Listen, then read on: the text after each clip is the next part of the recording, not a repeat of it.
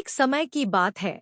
एक खूबसूरत राज्य में एक नेकदिल राजकुमार रहता था जिसका नाम राजकुमार हाजिम था।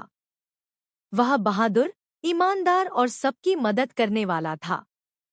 एक दिन खबर आई कि पड़ोसी जंगल में एक क्रूर जादूगर ने एक महल बना लिया है और वहां से वह गांव के लोगों को डराकर उनके कीमती खजाने छीन रहा है। राजकुमार हाजिम ने तय किया कि वह उस जादूगर को रोकेगा। उसने अपनी सुनहरी तलवार और ढाल उठाई और अपने सफेद घोड़े पर सवार होकर जंगल की ओर निकल पड़ा। जंगल अंधेरा और डरावना था। पेड़ों से अजीब सी सरसराहट आ रही थी, लेकिन राजकुमार नहीं डरा।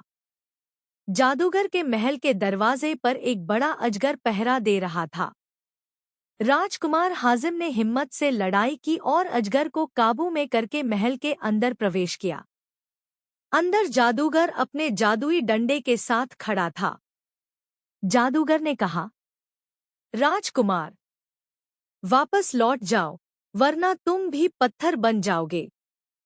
लेकिन राजकुमार ने जवाब दिया, मैं सच और न्याय के लिए लड़ रहा हूँ। तुम्हारे अत्याचार का अंत आज ही होगा। राजकुमार तलवार और ढाल लेकर आगे बढ़ा। जादूगर ने जादू किया, लेकिन राजकुमार ने ढाल से उसे रोक लिया और एक वार में उसका डंडा तोड़ दिया।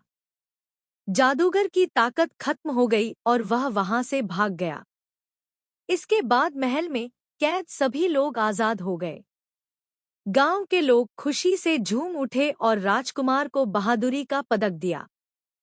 सीख: हिम्मत, ईमानदारी और दूसरों की मदद करने वाला ही असली हीरो होता है।